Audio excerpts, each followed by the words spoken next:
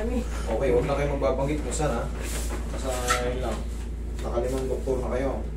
Ngayon, tignan natin. Huwag mo muna sasabihin kung anong problema mo. Ako na muna bahala sa exam mo. Tignan ko lang kung kakayanin mo talaga. Kung marunong na akong bumasa. Kaya na, napag-grade 2 na eh. Tapos ako ng Bachelor of Science, Daycare in Advanced Vulcanizing.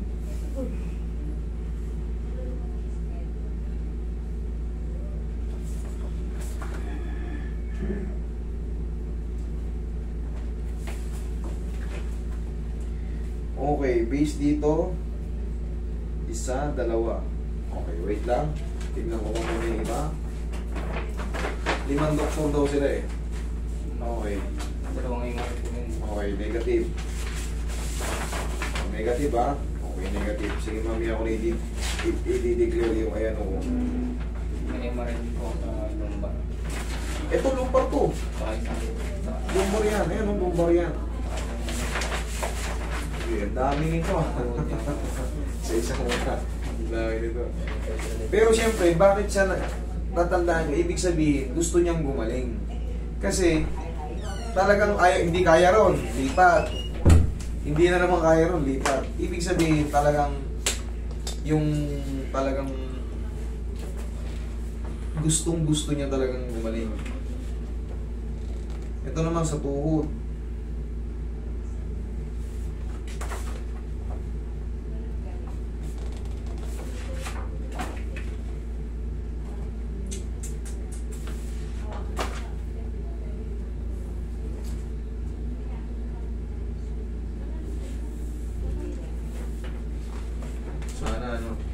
Sana mali ako.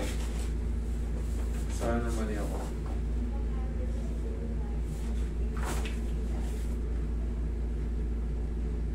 May pinapagawa ko sa isang test eh. Hindi ko na...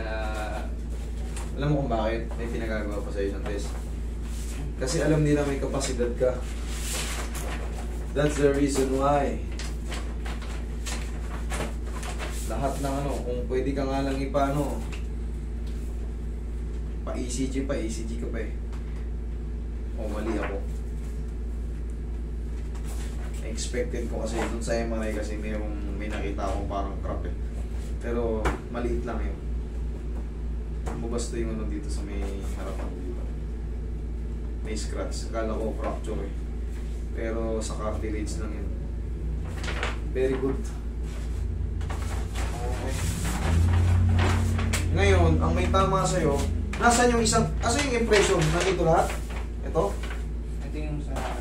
Nasaan yung impression nung lumbar? Walang impression eh. Ito po ito yung tayo. Medial meniscus tuhod yan. Ayan meron kang intra-substance degeneration of the body. And posterior horn of the medial meniscus. Sa'yo rin ba to? Sa'yo rin to? Ito yung yung huli kong Oo, talagang may siya. May umiwalay na fragments. Narinig po na pain reliever din sa akin tapos nag-steam. May tama ka sa L4, L5 eh.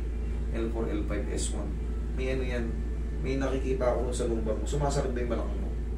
Pag sumakit po, pababa na siya. Yun. Tapos ang ginagawa ko, parang gusto ko lagi ini-stretch yung joints. Doon kasi sa pinaka lower mo, maaring kasama na yung S1 doon. May umadjust. Makikita mo kasi sa lateral view, yung mga disc natin may umuusog. Pag sumusobra sa white lining, kasi may lining yan ng white eh. Pag dumikit siya ron, ibig sabihin, magkakaroon siya ng mga radiate sa baba, sa paa. Yan, makakaramdam ka ng parang yung puwet mo, minsan gumagano'n. Pero ang numbness. Sa tuhod, masakit na papaba na siya. Ayun nga.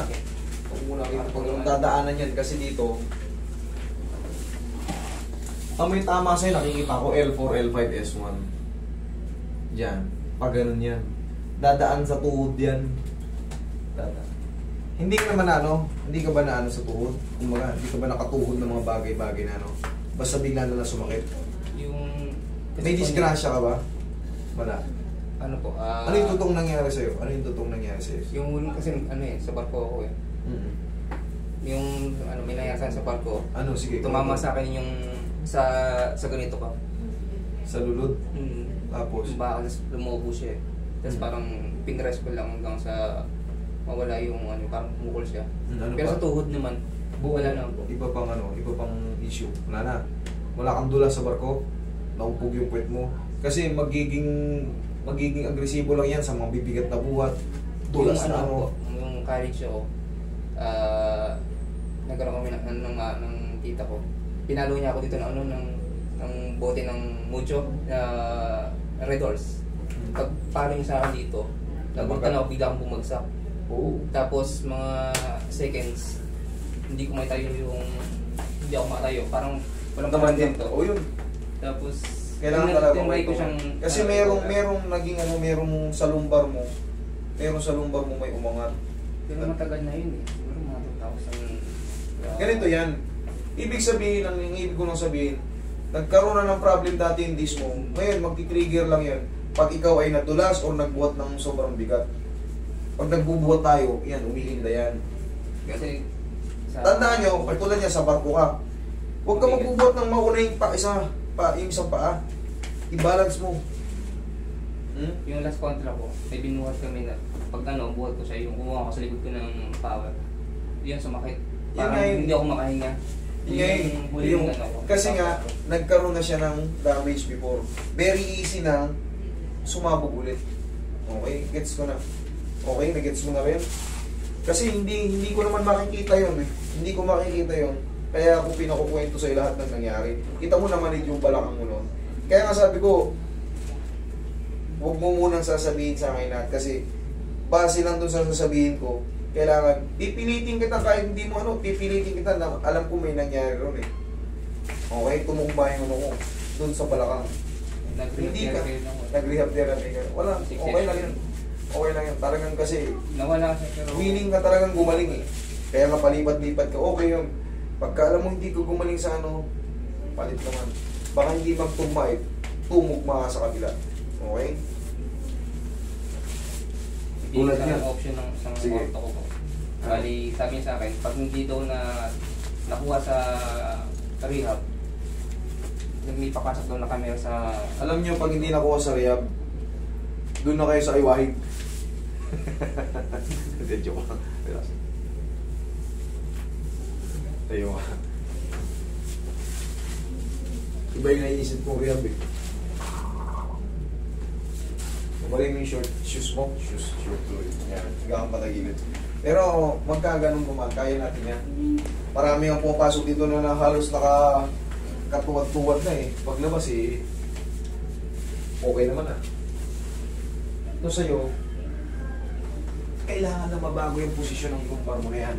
Nung pinalo ka ng mabigat na yun, umusog yung mo nun, kabilang side. Maaring umusog yung vertebral body mo, na-compress yung spinal cord mo o yung root nerve mo, kaya may matay ka tapos mamamanid yung mo. Pero katagalan din, pag nag-movement ka na, bumabalik din yun. Kasi meron tayong mga facet joint dyan na maliliit na hindi nakakabalik kagad. Pero yun nga, sa tulong din ng mga rehabilitation, mga exercise natin ginagawa, minsan nababalik natin ang kusa yan. Pero iba pa rin yung may knowledge sa ganito.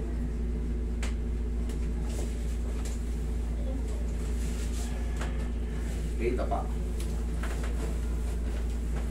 Yung nararamdaman mo sa tuhod, part lang din ng yan, tinatamaan, nasasagasaan lang din ang sciatic nerve yun.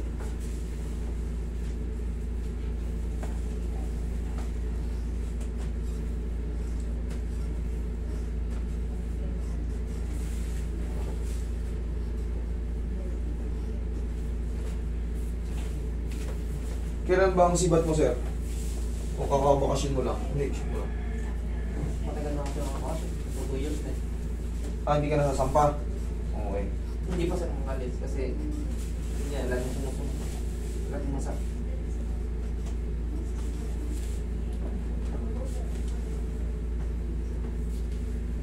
Pagka, ito, bibigyan ko kayo ng tip ha. Isang MRI lang kayo. Ang MRI lang. Hindi na magbabago yun. Huwag yun ang, madudubli-dubli gastos yun eh. Okay. Isang MRI lang, sapat na yun. Kaya nang basahin ng ano yan. Lahat. Pero pag pinaulit-ulit niya yung MRI, patalon-talon kayo. Ganon din ang lumalabas, masasayang yung pera. Isang MRI lang sa balakang, isang MRI sa ano.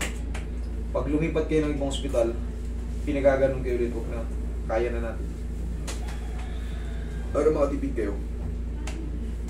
Siyempre kung doon lang lahat mapupunta ng pinaghirapan nyo, Matagal na nga po na kayong pinapalo eh. ang mahal kasi ng MRI, kaya sinasabi kong kaya, nakapag-MRI naman tapos na, yun din ang lalabas mo.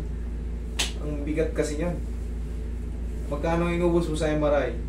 9.5 po isa. 9.5 isa. Tapos nagpasaksak na rin ako sa, sinasaksak na rin ako ng steroid at saka Nag-oil na din po siya, dalawa. halos 30,000. O halos 30,000. Eh pag inulit yun, pag lumapit kayo din sa ibang ano, tapos kayo. Yung steroid ko, 9,000. Kaya nga, okay na mo, doon pa lang. Tapos May pinapagawa pa po ulit sa kanya. parang extra. Mauubos na lahat ng ano, mauubos na lahat ng Hindi pinaghirapan. na nga po tumatalab sa kanya yung mga pain relief. Kaya kailangan iba na, iba naman. Kaya nga po. Kasi pagka namihasa tayo sa ano, kumbaga ay naiintindihan ko yung ano, ginagawa niyo. Kasi syempre gusto masakit. Taas niyo ba lang? Wala ka. Wala ka. Yan.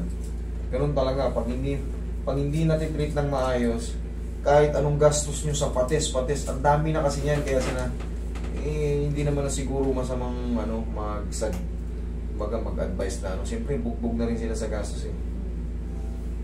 Tama na yung sapat na isang MRI. Alam na natin yan. Okay, inhale. Exhale. Kasi hindi naman nakakagamot ang MRI. Malalaman na natin, kaya sabi ko tama na yan. Malalaman lang natin na may sakit, may tama tayo sa ganun. Pero never yan nakapag-adjust. Never yan na nakapagpawala ng sakit.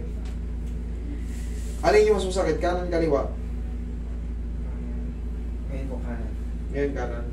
Pero kaliwa lagi yan. Kamay tayo po na yan. Lalakad ako, bigla akong bumagsak. Napaupo. Nawala ng puwersa yung pa. Alam mo, dahil nag-trigger lahat yun dahil dun sa palo na yun. Ininda mo yun. Siyempre, talagang napuruhan yung vertebral body mo nung pumusog. Hindi ko naman po sa yan. Pinacheck up dahil parang nakarecover naman. Parang ingin. Kaya nga sabi ko sa'yo, minsan may mga kilos tayong nababalik natin yun. Pero siyempre, kung pumutok na siya, pag nagpuwersa na tayo, pag nagbuhat tayo, doon naman na natin hihintahin yun.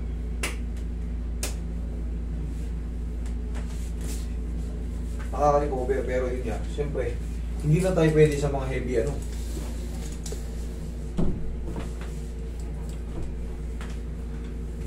Buka.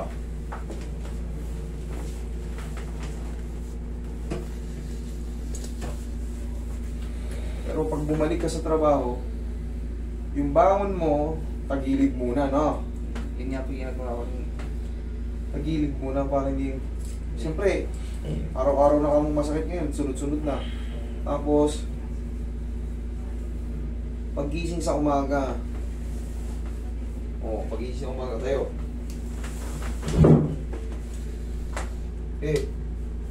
Kabila, huwag mo sobrang lakas, okay na yan. Upo. Yung huwag mo sobrang lakas, okay lang basta. Kalahati lang nun. Okay? O, ganito ka. Patulusin mo. Okay. Angat. Okay naman. Tayo. Oo. Ayos naman pala eh. Tayo. Tapos nanginginig. Tuhod. Ika ka.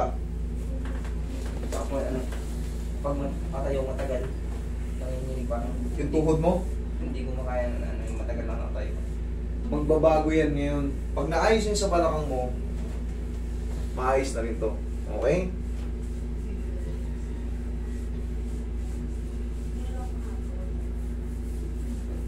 Tapos bumili ka ng pau, ha?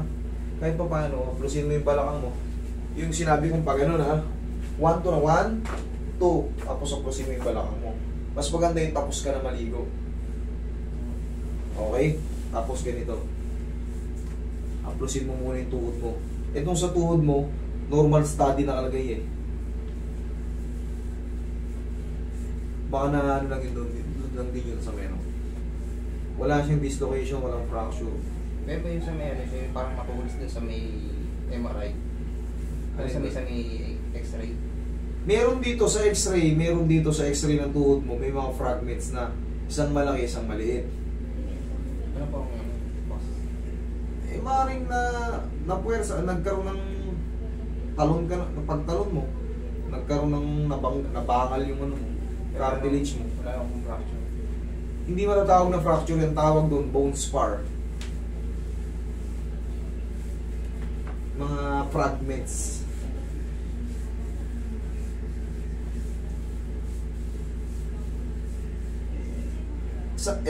Pagka umihina ba to? Humihina siya. No, Try mong mag-bike, ha. Inom muna yung ano mo.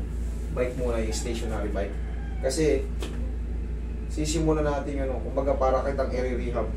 Pero dito, pag wala na, huwag ka nang bumalik. Pero Monday, isa pa, ha. O, tayo, parang tagilid naman. Yan, sa siko kukuha ng puwersa. Tayo ka, lakad ka na. Magbabike siya, sir. Umaga hapon, gano'n. Kung treat niya lang, kasi humihina nga mo yung tuhod niya eh. Lakad ka? Okay naman. Kusta yung pakiramdam mo? Ha? Sige, observe mo. Kumusta naman? Yung parang may pig-ibig Sa may ankle? Oo. Ankle? Sige nga ulit. Gawa natin ang paraan. Pero doon, okay na. Wala masakit. Okay ha, sa lumbar ha, sa tuhod ha. Dito na lang. Sige, higa ka. Kailangan, tiyaya ka lang. Mas maganda yung ma-check up natin na dito para may tightness. Okay, sige Roy, hawa ko dun. Isa pa.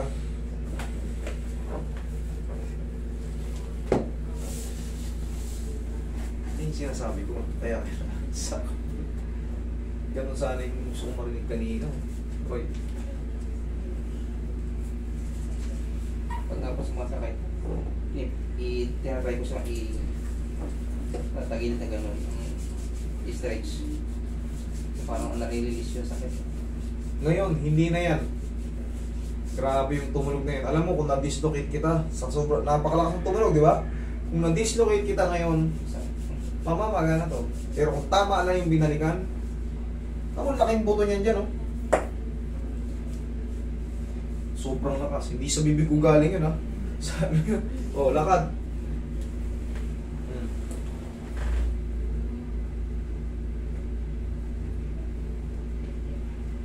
Ayos. Yay! Thank you, Lord. Okay?